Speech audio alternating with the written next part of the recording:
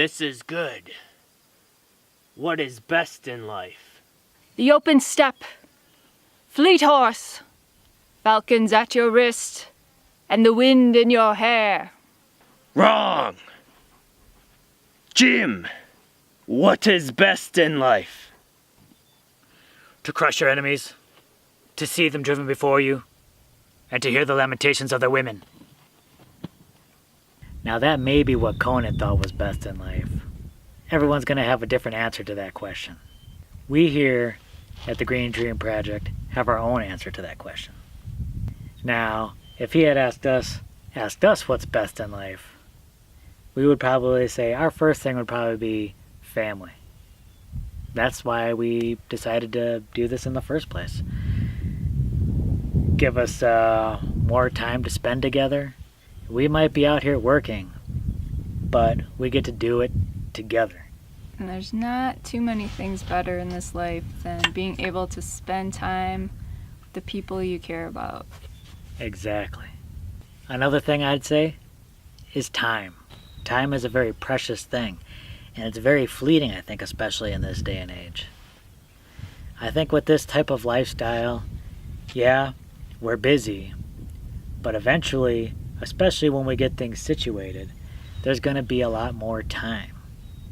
Time to spend with each other, time for creative ventures. Time is definitely going to be an element at play here. And it's just, I think, a slightly slower pace of life, where it's not all, I gotta rush here to do this, I gotta rush here to do that. And you're able to stop and appreciate the small things in life. That is huge.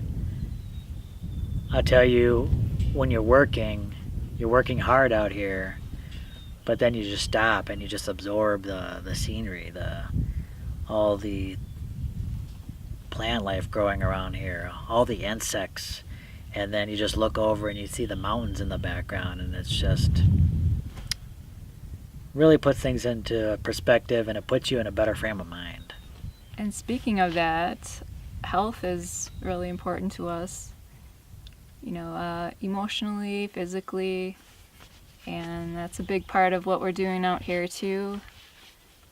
Growing food and taking an active role in our health. I would say after family, health is one of the biggest reasons for doing this. You can't trust what you're buying in stores nowadays to give you the nutritional quality that you need. If you're not growing your own food, I'd be very hard pressed to say that you're getting what you need from that. You really need to take charge of your own food. That's what we're doing. We're growing our own food. It's going to be some of the healthiest, nutritionally dense, no pesticides in growing it, all natural. Health, super important. And we're going to be staying active. We've been staying active. Yeah, you get your workout out here, no doubt about it. Creativity, big thing out here. And we get to be creative in a lot of different ways that maybe we weren't afforded back when we were working our 9-to-5s.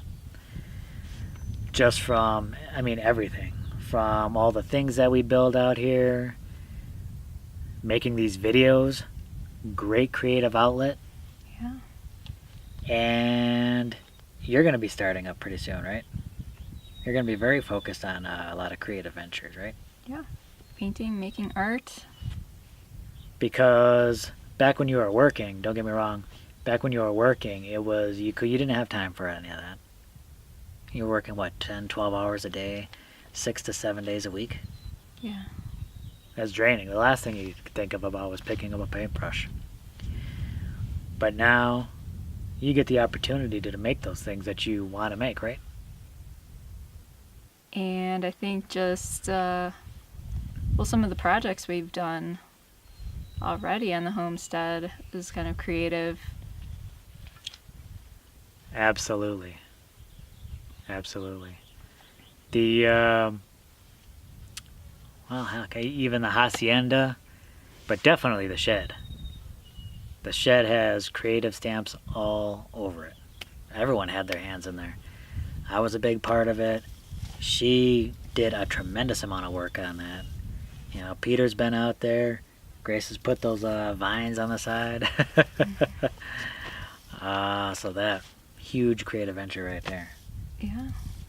And, being able to design this property into, something that's going to be productive, that's pretty creative, I'd say. That's the biggest creative project of all out here, is designing this land so that it works with nature to be at its most productive, with the least amount of input for the most amount of productivity. Mm-hmm. Independence, freedom, another huge opportunity out here. Now, before we were stuck in a pretty nice house, but it was it was pretty much governed by an HOA. They told you what you could do out there, what you couldn't do, how many plants you had, what kind of plants you had to have out there. If those trees drop some leaves on the ground, you better get that up quick. You can't have leaves on the ground. Mm-hmm.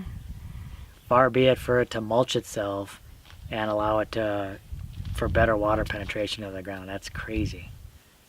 It's crazy talk. Out here, no HOA. You might get a little bit of governing, but obviously we can't do anything we wanted to do out here. But certainly a lot less hands-on than the HOA. That's for sure. But yeah, it just allows us to give us that opportunity to, again, to explore those creative ventures. And learning to be self-sufficient, that gives you a lot of independence too. I can't even begin to tell you how much freedom people give up by taking advantages of these conveniences that we have nowadays. You're really giving up a lot of your freedoms, a lot of your choices, taking part in a lot of these conveniences that we have. Doing things for yourself is an independence that you cannot get from a lot of other opportunities.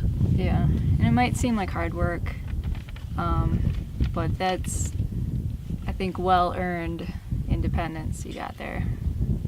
Exactly. Another important thing for us is building connection and community. I think that's a big reason.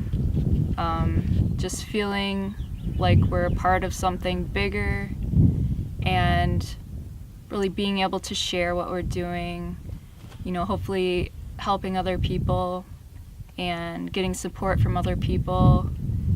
I think that's a beautiful thing. Yeah. A lot of people in this lifestyle, homesteading, being off-grid, they use the word self-sustainable. And that's good. You want to be independent and self-sufficient. But the only way to true sustainability is through community. Not only developing your own land into productivity, but teaching other people, helping other people, and showing people what's possible. We've had the opportunity to meet a lot of other people already doing similar lifestyles in this area, living off-grid, homesteading, and these people are tremendous. And that's already a community. And we need to try and grow this community even larger. Help other people, teach other people how to be more self-sufficient, how to be part of this community, and we can all grow together. Alright, thanks everyone for watching. Please stay tuned, give this video a thumbs up, subscribe, because so many projects are out here. We're finishing up the solar.